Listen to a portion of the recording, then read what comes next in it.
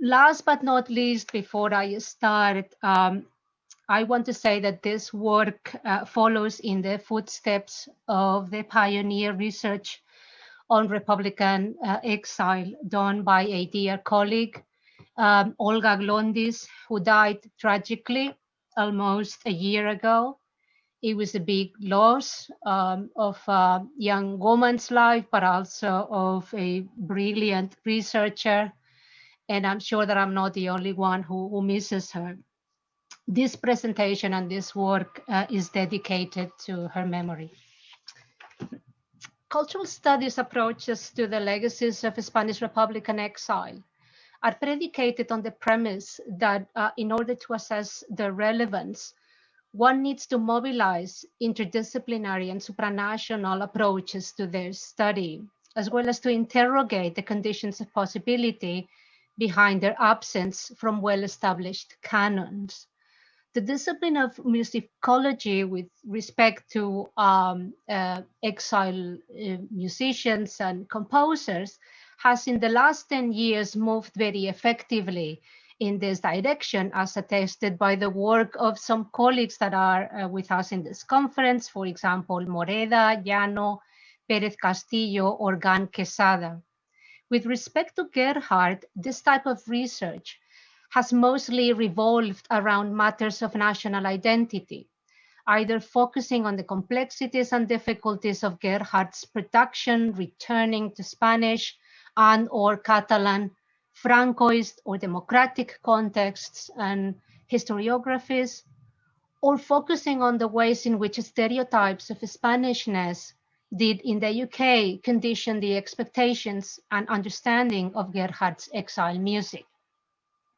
My contribution aims to continue this exploration of the conditions of possibility of Gerhardt's exile production by moving away from national identity considerations and paying attention instead to how the development of his career and the composer's conceptualizations of the social role of music in mid-century post-Second World War Great Britain was shaped by ideological and geopolitical discourses that made culture the central ground of political struggle. Indeed, Gerhardt's work is located in a century characterized by the coming of culture to the forefront of political and ideological debates, which Gerhardt himself took part in shaping at key historical intersections. Before the Spanish and Second World Wars, he had lived in Weimar, Germany, and supported the avant-garde, musical of course, but political too. Subsequently, he had been an active promoter of the Spanish Second Republic's culture and education projects that were themselves animated by the spirit of the anti-fascist Popular Front. In the UK post-war period, amidst a favorable context of economic recovery, when social confrontation between work and capital seemed a thing of the past, thanks to the development of the welfare state, and as the culture industries overtook all divisions between high, low, and popular spheres, culture returned as the social concept to grapple with, the privileged arena for social intervention and ideological persuasion. The important political role that culture and art had already played in the first third of the 20th century was now resignified to accommodate the geopolitics of the Cold War.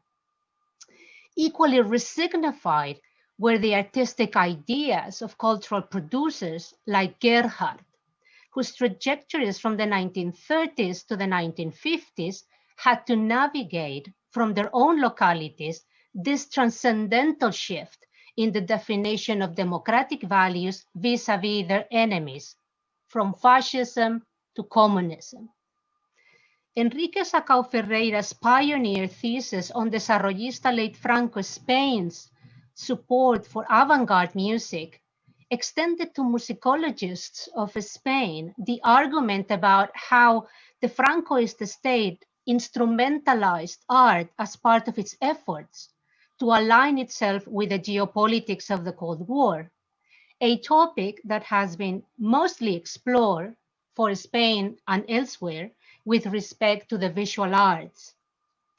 Within the field of Spanish Republican exile, we owe to the work of Olga Glondis the first path-breaking study of the relation of Spanish Republican exile intellectuals, Salvador de Madariaga, Gironella, Gorkin, and Joaquín Maurín, with the Cultural Cold War, through their involvement with the journal Cuadernos del Congreso por la Libertad de la Cultura. This was the Spanish language editorial branch of the Congress for Cultural Freedom, the soft power organization secretly financed by the CIA to promote anti-communism and liberal values to left-leaning intellectual elites. To be clear, my aim is not to demonstrate that Gerhard too was on the payroll of the Congress, but rather to explore the connections generated by the Cold War of aesthetics to politics in the production and circulation of Gerhard's music in exile. While there is no doubt of Gerhard having encountered the stereotyping and xenophobic attitudes that conditioned him as an exile composer in the UK, I want to argue here that there is, as well, solid evidence that from the outset and consistently, his career as a contemporary serialist musician of Catalan and Spanish origin in the UK and beyond benefited from both personal and institutional forms of prestige, support, and patronage, and in turn was influential in the development of this type of music and in countering stereotypes against it. Neither this nor the changes in his ideas about the social role of music can be disengaged from geopolitical dynamics playing out in the cultural, including musical, field. While in Britain the Cultural Cold War was not as much at the forefront as in Germany, France, or the US, its presence has been proven, and in Gerhard's case, provide a horizon of intelligibility for his musical professional development in exile, one that shaped the possibilities of production and circulation for his work, and that adds complexity to their interpretation. Let's start by tracing the importance of contemporary music to Gerhard's establishing himself as a musician in Britain. As Jano has documented, the main artifacts of Gerhard's successful bid to find shelter in the UK, John B. Trent, along with Edward Dent, based their argumentation to support Gerhard's candidacy for a refugee scholarship at the University of Cambridge on a rejection of the folklore paradigm to define Spanish national music. Instead, Gerhard's musical credentials were established on the basis of his use of modernist and avant-garde techniques. Both scholars, Trent and Dent, had met Gerhard previously, and Dent, founding president of the International Society for Contemporary Music from 1922 to 1938, and president of the International Music Society from 1931 to 1949, was an internationalist at the forefront of knowledge and a champion of contemporary music.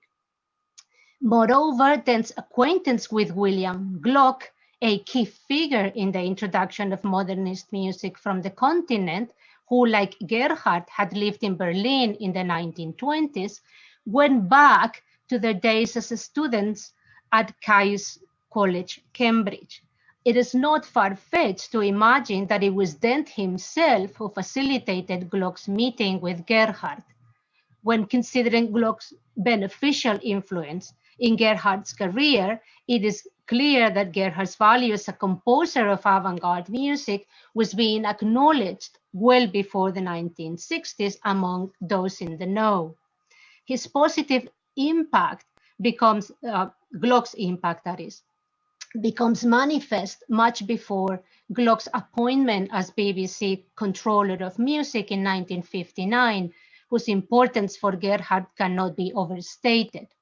From 1952 and until 1961, Gerhard published regularly on 12-note music in The Score and MA Music Association magazine, a journal primarily devoted to contemporary music that Gluck founded.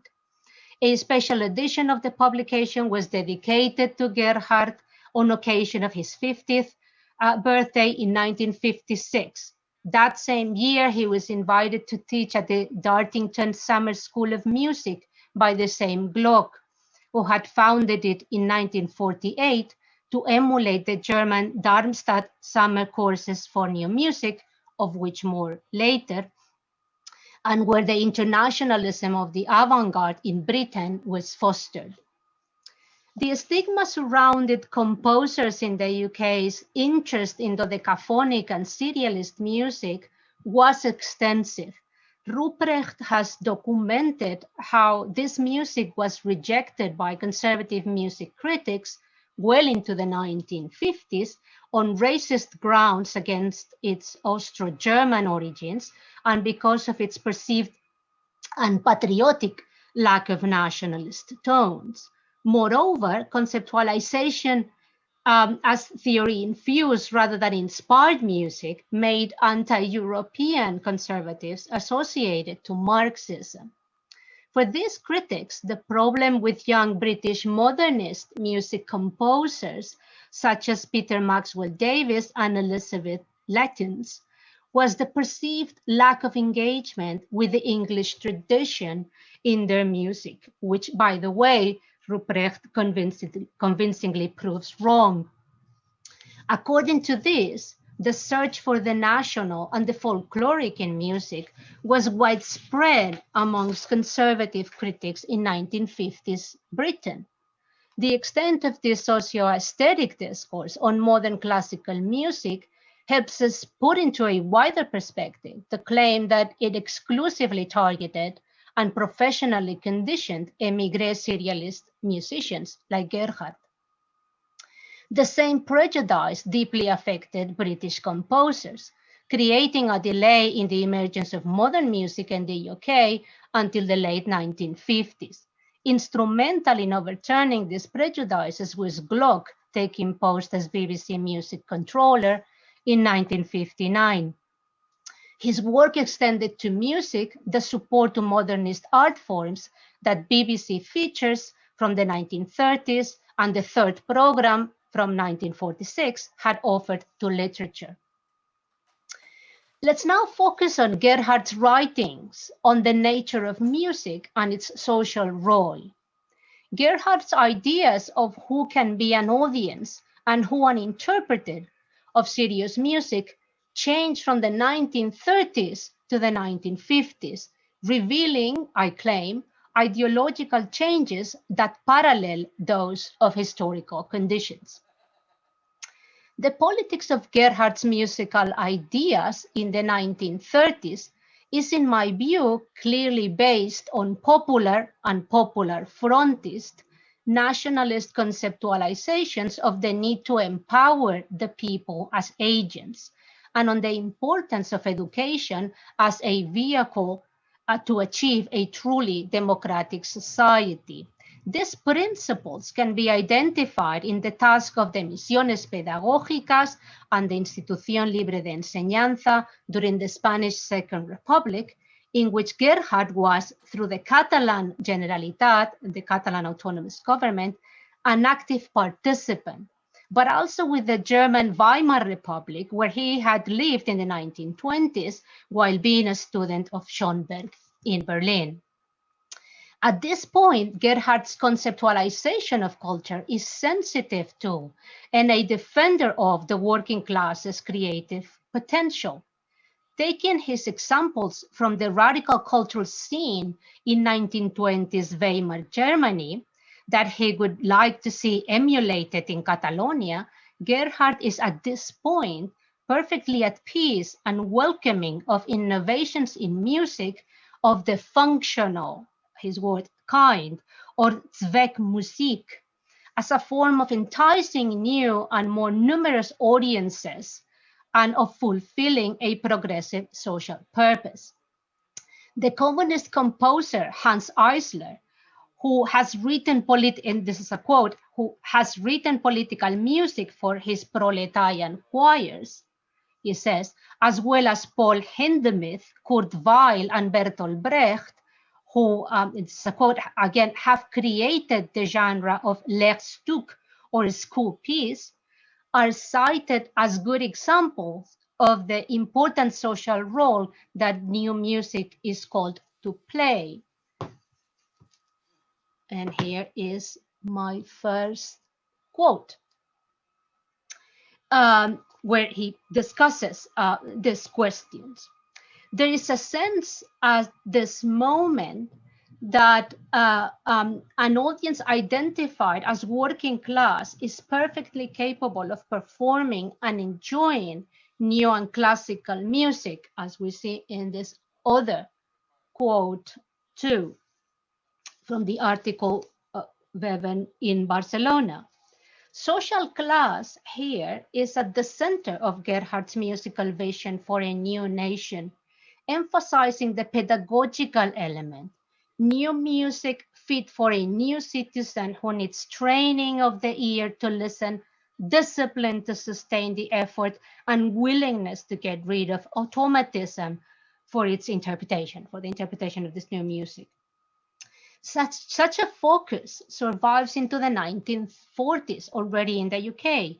In 1945, Gerhardt expresses his admiration for amateur music making in Britain, including choirs and colliery workers' brass bands, and thinks that working class performers and audiences are an untapped ideal recipients of contemporary music, and therefore musicians should compose more with them in mind. But as we move into the 1950s, Gerhardt keeps faith on critical pedagogy and aesthetic education as vehicles for the acquisition of knowledge, appreciation, and enjoyment of new music, but moves to a focus on a much reduced niche of potential reliable listeners, and by concentrating on access, takes away from his past interest in working class musical agency with its socialist and anti-bourgeois connotations of the 1930s. The BBC's patronage is indispensable in this process, or to explain this process. In the first post-war period, the institution, the BBC, saw as its role of public patronage to impose the duty of raising the standards of public enlightenment and taste. And the third program was considered as, and this is a famous phrase for those who know of the history of the BBC, the apex of a pyramid of taste.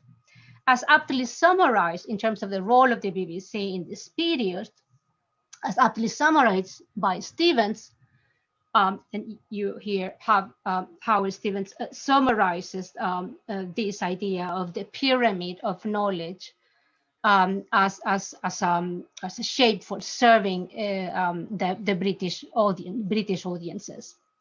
Intellectuals on the left, like Raymond Williams, would be critical of this position as incarnating a conservative project to perpetuate the reproduction of elites.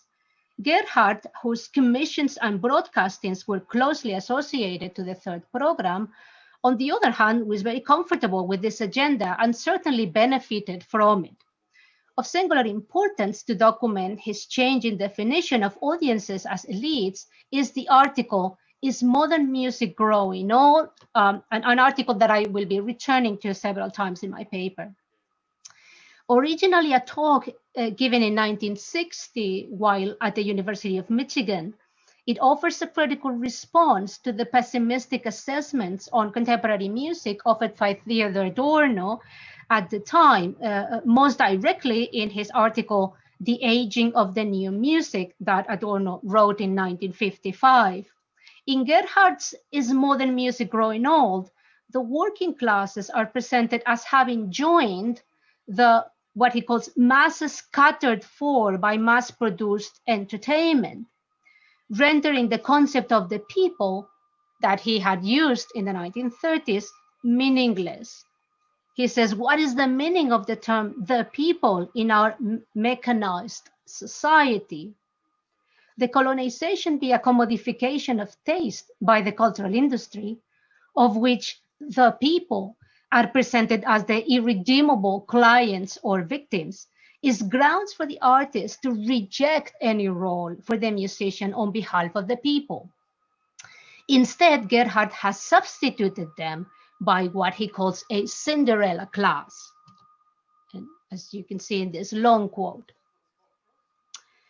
In this quote, Gerhardt continues to be as alive to class as in his earlier quoted articles, to the extent of feeling that it is necessary to point out that the educated and the self-educated middle-class man and woman that he now favors as optimal listeners of contemporary music are in a lower income bracket than the working classes he used to champion, an appreciation certainly not backed by research on the third program, but nonetheless important that he mentions it.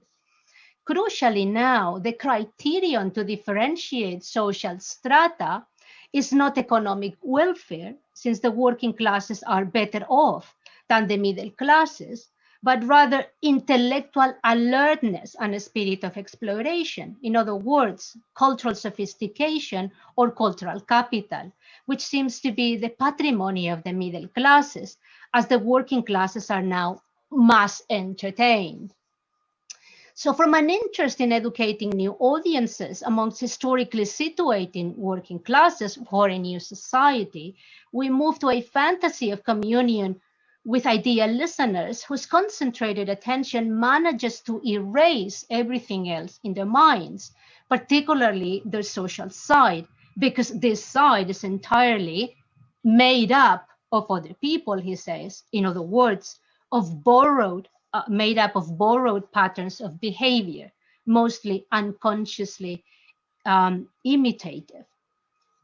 The price of this non-mediated musical experience is to place its participants in the void of a time emptied of historical texture. Doing that is what is now described as the social role of the composer.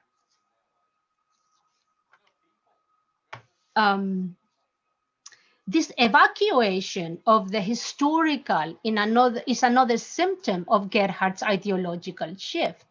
From the 1930s, Gerhardt has made the historical nature of music a central element in his defense of so-called atonal music. It features prominently in the well-known polemic with Louis Millet after the latter's review tore apart Gerhardt's wind quintet performed at the Palau de la Música. The composer denies at the time, and this is 1930, Millet's claim that new music is anarchic and gets rid of all hierarchies of sound, and counters that idea on grounds of the historicity of music, as you can see in this quote. This idea of music as historically conditioned continues into the 1950s, as is proven in the remarkable Sound and Symbol article, a review of Victor Zuckerkandl book by the same title, broadcast on BBC Radio on the 13th of August in 1957. Gerhardt's critique of the book is based on a historicization of the book's Eurocentrism, ethnocentrism, modern centrism. He denounces what he calls the astonishingly narrow range of Zuckerkandl's musical interests, all non-European. I think I have this quote here. Yeah, it's the first one there. All non-European music is quietly dropped. There is no incorporation of other cultures and so on and so on. Gerhardt clearly spells out in this article that any concept of music is always already historical.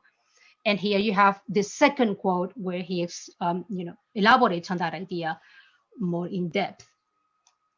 And yet, even when this is the case, and this is an article from the late 1950s, around the same time, Gerhardt is moving away from these principles His article of 1956, The Contemporary Musical Situation, already contains references to the centrality of time to music that point to a radical move away from historicity, a connection that will be more fully articulated with ideas of musical abstraction and autonomy in the 1960s. The refusal to accept any analogy of music with language, be it literary or that of painting, signals a retreat from the world in the name of music that reminds one of Ortega's argument about a dehumanized art, as you can see in this quote, where he argues how uh, it is not appropriate to use analogies coming from literature and the arts to refer to the kind of the syntax of music. The argument about the intransitiveness of music necessitates a systematic severing of all ties with anything lying beyond what he calls steering the stream of sonic events in time. Gerhardt was an active participant in the late 1950s and into the 1960s in debates about the composition of contemporary music and serialism, where he was consistently critical of what he considered excessive rationalism and the primacy of technique as the essence of music and the creative process, which he frequently associated to the Darmstadt Summers courses for new music that I've already mentioned. Still, all of these discussions are carefully contained within the realm of the musicological and only venture outside to make humanistic universalist claims about the power of music. While very open to technical innovations along the lines of electronic music and the use of computers, the terms of the debate for Gerhardt at this point remain always within the closed circle of contemporary music, defined by the abolition of thematization and the decentering of the artist's subjectivity. It is little wonder then that when as late as 1964, in a discussion of the cantata that the BBC had commissioned him to compose, inspired by Albert Camus' The Plague, and Gerhard expresses the willingness of this music to be a response to social events, that such an attitude requires a justification. And we can read it here. Attention, or at least I see attention expressed here in this quote between embracing music as produced outside of historical time, which is what he was advocating at the time, versus music that is sensitive, expressive, and responding to the oppressive tragedies of our time, as is the case with what he's saying about the piece inspired by Albert Camus. Of interest here is Gerhardt's use of the word relief and the expression just for once to describe his feelings at composing the cantata. It is as if his concept of timelessness is repressing not just passion, but the historicity behind it too. But why this repression? It is time now to consider how what I have up to now presented as the personal evolution in Gerhardt's musical ideas can be made intelligible against the background of post-war UK, European, and Western politics. Gerhardt's references to athematicism and timelessness point to a realignment of contemporary music's social role as lack. And this is part of what Raymond Williams viewed in the post-war as the post-war, what he calls liberal conservative consensus in the UK. The same consensus that in 1958 was alarmed at the publication of his book, Culture and Society, because it saw it as, I think I have the quote, a new attempt at a reassociation of culture and social thinking, which those liberal conservatives, thought had been seen of after the 30s. The new consensus was about severing and denying that association, and it is this very absence that encapsulates its ideological force, or to invoke the term used by Schrefer in her study of the impact of Cold War politics in Stravinsky's music, the politicity of the apolitical. And here's one quote from his article. Ideology was also intrinsic to unpolitical music in the West. In the case of serial music, its very hermeticism, performed in acts of autonomy, erasure, or scientific order, reveals its stake in Cold War tensions. A more comprehensive exposition of what is at stake in this connection of aesthetics, the styles and techniques of contemporary music to politics is offered by Fosles Lussier. And here's a long quote, and it's the only long quote that I'm going to read for the benefit of those of you who might not be familiar with these issues, because I think it's very it clarifies really what is the core of the argument. And she says the post-war division of Europe, imagined as the Iron Curtain, had a profound effect on all spheres of culture, and the emergence of the United States and the Soviet Union as rival superpowers spurred efforts to distinguish them musically, as in every other way. European and American musicians were called upon to act as advocates for one of the two competing visions of modernity, aestheticist modernism in the West and socialist realism in the East. Each of these traditions encompassed ideas about how composers should relate to the rest of society, how their music should sound, and what the music should mean to its audiences. Under these circumstances, to compose a musical work in a particular style meant to take a position in the political and aesthetic debates of the day. These ubiquitous metamusical meanings played a crucial role in listeners' experiences on both sides of the Cold War conflict. Modernist music was held as the best representative of liberal democratic and capitalist values of freedom and autonomy, and therefore influential as a form of anti-communism because of its supposed lack of theme and ideology. This being the case, this ubiquitous metamusical meanings that Fosler Lussier talks about should be taken into account to make sense of a composer's trajectory that so clearly fits the parameters of the West's desirable Cold War aesthetics.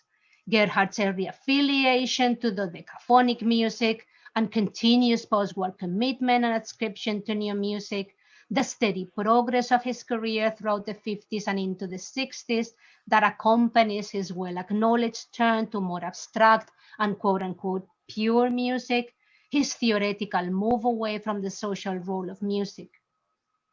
Even his refusal to get involved in Republican exile politics, including Catalanist positions, his renouncing nationalism acquires an added meaning as a Cold War idiom, a way of distancing himself not only from Francoist Spain, but from any ties between his music and politics. Even when Gerhardt did not actively and explicitly, that I've been able to find out, at least align himself politically as modernist musicians like Stravinsky, Scherchen, Bartok, Babbitt, Copland, Maderna, Stockhausen, or Eisler chose or were forced to do, he was clearly positioned on one side of the cultural Iron Curtain. To go back to our assertion about Gerhardt's strong critical positions on certain forms of contemporary music, those disagreements made no difference to his professional standing because what mattered, the standard of quality and prestige, was serialism, to be seen and interpreted as conversant and participant in it, and Gerhardt was certainly within these parameters. This idea is clearly articulated by de la Birket when stating the position on modern music of Nicholas Nabokov, Secretary General of the Congress for Cultural Freedom and a composer himself. And I'm going to read this quote too. Nabokov knew as early as 1948 that in the politicized climate, the traditional division between Schoenberg and Stravinsky, 12-note and neoclassical, was collapsing, and both were now rejected with equal vehemence by Soviet officials. Schoenberg, Stravinsky, and radical experimentalists all fell into the same broader category of modern music, which in turn was music of the non-communist world. Possessing fierce loyalties towards Stravinsky, Nabokov never truly endorsed Schoenberg or a post-war serialist school.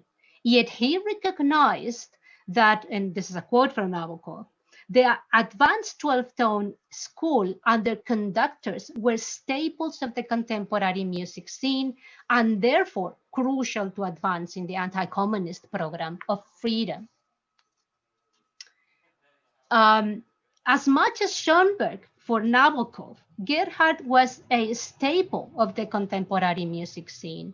Schrefer points that there is a politics to identify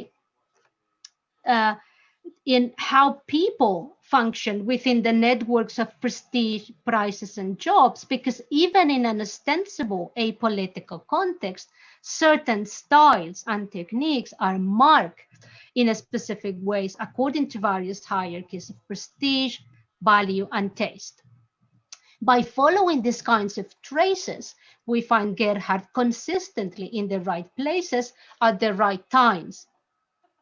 There is no doubt that Gerhardt's career was aided by connections to institutions and individuals with proven direct relations to the politics and financing of the Cultural Cold War. He attended the already mentioned International Ferienkurse für Neue Musik in Darmstadt, the beacon of modern music, which had been created in 1946 in West Germany with money from the Allied military government to promote a kind of music away from the stigma of socially committed music, in the first instance associated to Nazism propaganda, but after the USSR condemnation of modern musical styles as decadent in 1948, also to Soviet-backed accessible and nationalist music. Gerhardt offered there the premiere performance of the Dueña in 1951, when the course was still sponsored by the USA, as it held the annual meeting of the International Society of Contemporary Music. He was influenced and kept relations with prominent musicians associated to Darmstadt, such as Materna, Stockhausen, and Scherchen. Moreover, Perry has argued the importance of the US for the development of Gerhardt's work in the last decade of his life. And the Cold War context is also important to understand this development. Gerhardt traveled twice to America to teach composition. First in 1960 for the University of Michigan at Ann Arbor, and in the summer of 1961 to the Berkshire Music Center at Tanglewood in Massachusetts. Plus had his work performed and received a number of important commissions from US orchestras and organizations. Not unlike the BBC in the UK, but much more secluded from general audiences, the US University, as an institution, played a key role in defending and cultivating modernist music against the influence of mass culture. Its function as provider of autonomy and freedom from the market to composers/professors was from the 1950s supplemented and overdetermined by the new meanings that these words acquired during the Cold War. The interest that US academics had in Gerhardt's music must be framed within this context. It is not surprising that his time at Tanglewood was funded by the Ford Foundation, the importance of whose engagement in cultural diplomacy is hard to overstate. The biggest private philanthropic organization in the world in the mid-50s, its connections to the US foreign policy, and the helping role it played in the cultural Cold War global effort has been well documented. In the words of McCarthy, during the 1950s, Ford's international arts and humanities grants were cast in ideological terms, weapons in the Cold War, quest for the hearts and minds of men.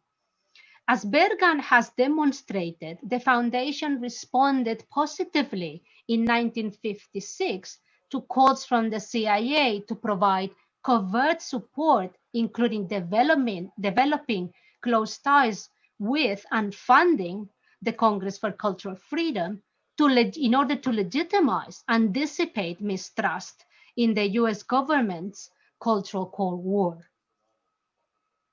But beyond these references to an international dimension, Gerhardt's shifts in his understanding of the social role of music and affinities to Cold War agendas need to be understood principally within the context of post-war Britain. For Gerhardt, as for other Republican exiles like Arturo Barea in the 1950s, the economic recovery in Britain under Labour leadership and the emergence of the welfare state offered a plausible way out for their democratic anti-fascist aspirations of the 1930s in Second Republic Spain. Let's return once again to his dialogue with Adorno in the Michigan talk, Is Modern Music Growing Old? To see in action Gerhardt's optimism. The answer to the question in the title is for Gerhardt against Adorno, a resounding no. And you have that quote here from Gerhardt arguing why he's against. In fact, Gerhardt and Adorno didn't disagree on their critique of the reification of modern music with its move to mechanize mathematical solutions.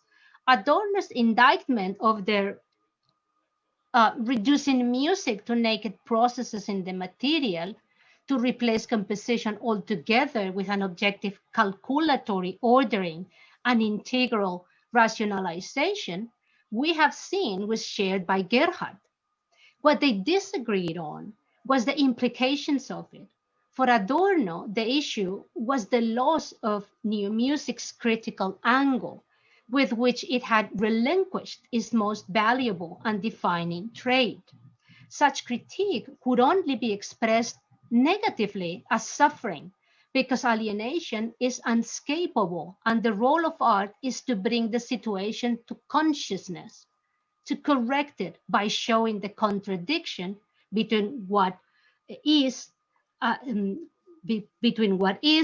the true, between the management of life and humanity. A task that can only be developed in isolation and independence. For Adorno in the 1950s, this subsumption is so radically comprehensive that not even this contradiction can be conveyed, a situation extensive across the two sides of the Iron Curtain, in his opinion. Angst is key for Adorno because he continues to believe that humanity lives either in the unjust world of advanced capitalism or under the coercion of totalitarianism, both of which annihilate the individual either by prescribing fun through the culture industries as a norm to further perpetuate their subjection to capital, or by using brutal force and censorship. Gerhardt's worldview is very different and far away from Adorno's.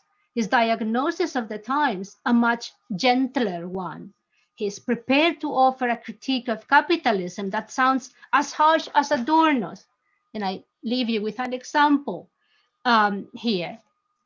But as is the case for other modernist artists in the Cold War period, Gerhardt sees his art as escaping the trappings of capitalism, in his case through his affiliation to the BBC and ability to make a living without surrendering to commercialism.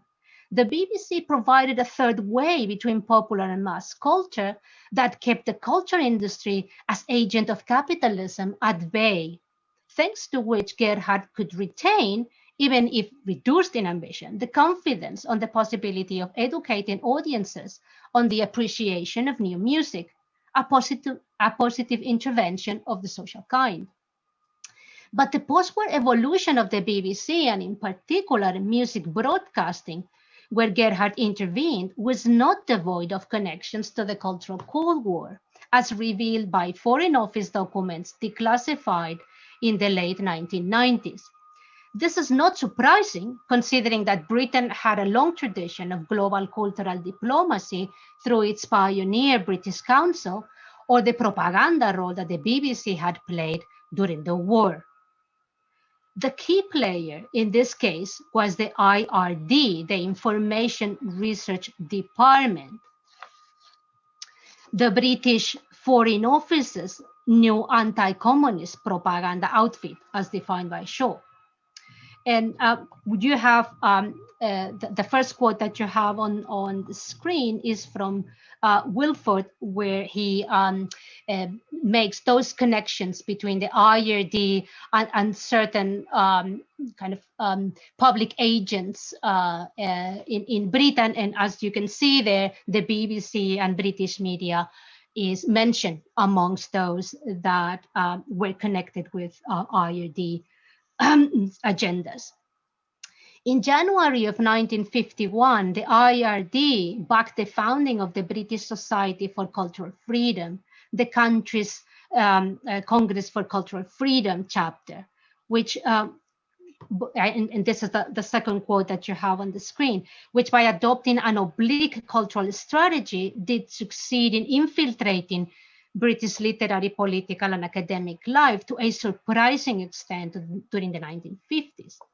Evidence of that for the BBC is the appointment in early 1952 of Harman Griswold as chairman of the British Society for Cultural Freedom that I've just mentioned. Griswold was the founding father, and until 1952, time controller of the third program, of the BBC's third program, later assistant to the BBC's Director General, and amongst, Shaw tells us, a number of BBC senior executives having other prominent Cold War roles, end of quote, as well as an enthusiast of the conservative pyramid of taste approach that dominated the BBC in the 1950s. But the Cultural Cold War also operated in more progressive quarters. Let's keep in mind that the Congress for Cultural Freedom very consciously wanted to attract the attention and to persuade the non-communist left. William Glock is a case in point. While some characterize him as representing the anti-authoritarian, anti-establishment avant-garde, and define him as being an iconoclastic and an experimental document of a revolutionary age, the many connections he kept with Nicholas Nabokov, which I've mentioned as the Director General of the Congress, suggests that his radicalness played in the hands of Cold War dynamics. As far as Gerhard is concerned, he's moving away from overtly positioning his work politically, aligned him unmistakably with the capitalist side of the Cold War. He established his professional career and was validated by the commissions he received from the BBC in the key decades when the corporation was contributing to disseminate what Wilford calls an anti-communist Cold War consensus in the UK. Considering what we have learned about the role that modern music plays in the Cold War, it is to be inferred that it is a factor in Gerhard's music being favored with commissions and broadcast, that by its very nature it reinforced such consensus. But even more, that Gerhard had clearly taken sides and was ready to explicitly support this consensus is made crystal clear in, once again, the article Is Music Growing Old?, where he equates socially conscious art with that mandated by the USSR, which in this way becomes the opposite of the freedom enjoyed by the creative artist who accepts no master in liberal democracies. And you can see how he makes that connection um, with the commies, with that reference to the culture commissar, to that kind of music and the USSR. I'm finishing, by the way. Gerhardt's 1930s promotion of working class musical capabilities has been replaced here with a more modest aim of salvaging serious culture from the totalitarian threat and capitalist mass production. The key ideological shift for composers of serious music on the western side of the Iron Curtain. Believing that an acceptable solution has been found for the artist, Gerhardt does not understand, as Adorno does, consent as subsumption. Gerhardt's life and professional conditions in Keynesian Britain led him to understand that the historical reasons for anxiety cited by Adorno had disappeared after World War II. Not only that, he had compartmentalized cause for angst to the realm of totalitarianism. It is understandable that he found reasons for joy and pleasure in music, and by contrast, Adorno's catastrophism completely unreasonable. His position stems from someone who appreciates and is in receipt of the benefits of the free world and supports the consensus over it. And I'll skip this. So I conclude with this paragraph. Gerhardt's work and diasporic condition placed him at key places, Spain and Catalonia, Germany, Great Britain, for the development of culture's centrality as locus of political struggle in the early and mid-20th century. By looking at the intersections between musical, cultural, and political matters from national but also transnational frameworks, we can position Gerhardt as actively engaged with contemporary debates throughout his professional life. Moreover, these intersections reveal that Gerhardt was part of and benefited from Cold War networks of influence in post-war Britain. By using soft but very real power, these networks capitalized on practices and ideas, gained hearts and persuaded minds in order to create a favorable consensus. Not only an exile defined by his nations of origin, Gerhardt can be more complexly understood if in dynamic relation to these transnational discourses of his time. Thank you very much.